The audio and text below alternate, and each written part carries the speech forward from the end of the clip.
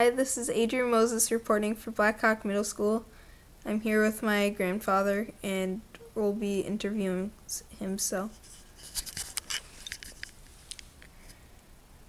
How did you become a member of the Electoral College? How long have you been a member? Well, in August, I was selected by the Minnesota DFL party to be one of their 10 electors. Uh, that meant that our names and the names of 10 alternates are given to the Secretary of State, Steve Simon, and the same is done for each candidate running for president. Uh, then, when the election occurs and they tally up all the votes, whoever gets the most votes in the state, their 10 electors and 10 alternates get to be the actual electors. Before that, I was just a nominee. But the candidate of the Democrats, Hillary Clinton, did carry Minnesota by about 40,000 votes, which means that her 10 electors get to serve. What do you like about being a member of the Electoral College? Well, I think what I like most is I've read a lot of history over the years. This is actually a chance to make history because electing a president, being one of the 538 people who cast actual votes for the president, gives a feeling of history. Do you think the Electoral College is a fair way of choosing the president? Why? Well, it has its purpose. I have one quibble with how it's done. It goes back to the founding fathers in 1783, I believe it was, or 1787. They had to figure out how to have an elected head of state. It's not like a king where they're inherited. We had to have some sort of elections. Now, they could have made it so that Congress elected the president, but that meant that the president would always be dependent on who happened to be in Congress at that moment. And that was the way they did it in Britain, and that wasn't a good idea. Or they could have had a direct election where everyone got to vote, but there was concern that that meant the big states would be able to have their say and the small states would have no say whatsoever. So they came up with the idea of the Electoral College, which meant that each state had a voice in it because of the different number of electors that was proportional to the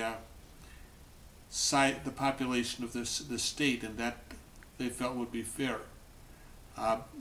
They did that because the number of members of the House of Representatives are strictly based on what the state's population is. The quibble I have is they also threw in the number of senators. What that means is that the smallest state has 3 electors. The largest state, California, I believe has 53. So it has 17 times as many as electors as the smallest state, but it's got about 50 times the population, so it doesn't get quite its fair vote in electing the president. What is the hardest part of being an elector? It's not a very hard job. It really has only 2 things that have to be done. On December 18th, we must notify the Minnesota Secretary of State, Steve Simon, that we are ready to serve. And then on December 19th, which is a Monday, we all get together in one room, sit down and sign our names on sheets of paper. That is the actual casting of the votes. And that's it. We never meet again as a group, although I do understand they give us cookies. How hard is it to decide whether to vote for someone you don't like but Minnesota likes that person? That's not a problem because, as I say, each candidate has their own list of potential electors. and only the ones that are favoring that candidate do get elected.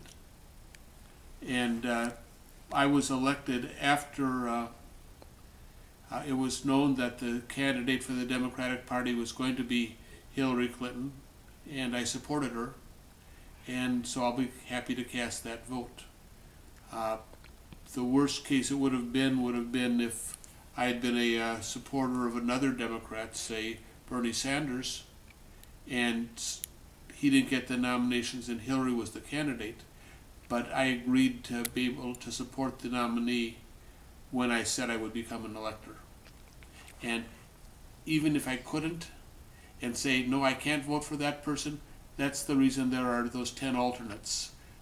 Someone else can cast the vote if I couldn't. Do you get paid to be a member of the Electoral College? Do cookies count? No, there's no salary involved.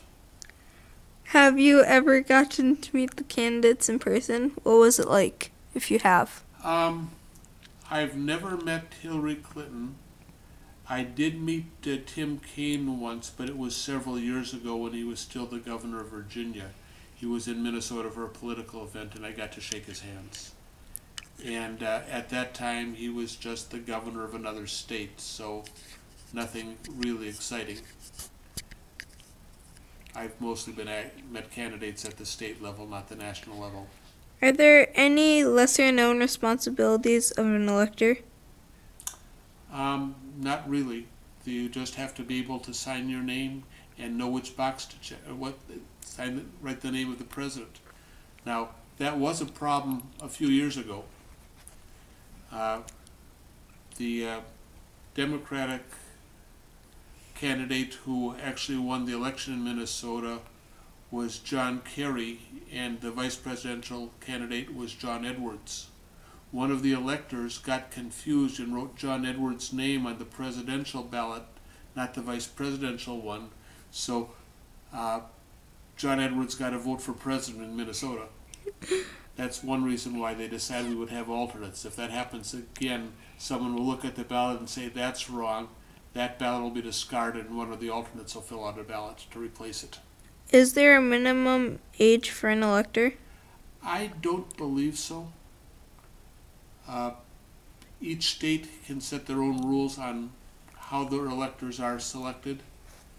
But I believe most states have done pretty much what we've done.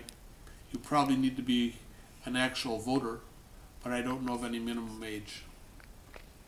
How long does it take to vote when the electors get together to cast their votes? Where do you vote?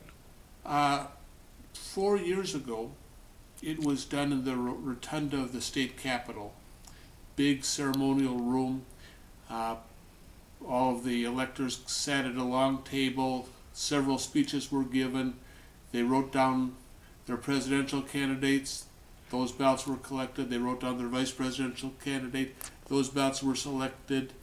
All got their picture taken and told to go home. The total ceremony only lasted for about an hour, although they met in the governor's reception room for about a half hour before that. So altogether it was maybe 2 hours. The only difference I expect this time around is they're doing construction in the state capitol, which means that the nice rotunda room isn't probably not going to be available on December 18th, which means they might have to find a different location to have it. But the ceremony will probably last about the same time. There may or may not be pictures in the paper.